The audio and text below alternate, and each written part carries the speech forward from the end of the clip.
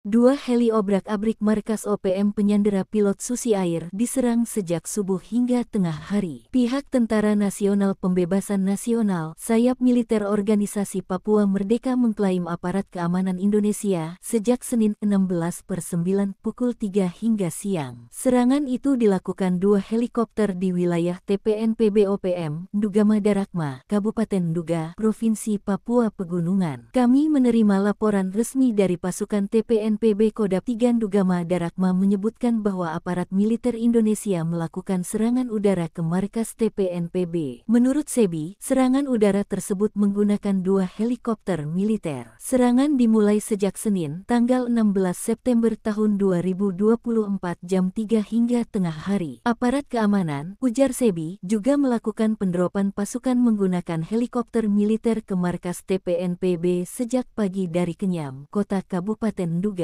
Kota Kenyam sudah dikuasai aparat keamanan Indonesia sejak pukul 7 pagi waktu Papua. Mehartens Desandera Panglima OPM Kodam 3 wilayah Ndugama pimpinan Egyanus Kogeya. Mehartens disandera anggota TPNPB OPM pimpinan Egyanus Kogeya sesaat setelah pesawat mendarat di lapangan udara Paro, Distrik Paro, Nduga, Selasa 7/2/2023 lalu. Dalam penyerangan tersebut, anggota TPNPB OPM juga membakar pesawat milik maskapai Susi Air. Selain menahan Mehartens, 5 penumpang juga dikabarkan masih dalam penguasaan pasukan TPNPB OPM. Hingga saat ini TNI belum memberikan komentar terkait tudingan OPM terkait serangan yang dilakukan dua helikopter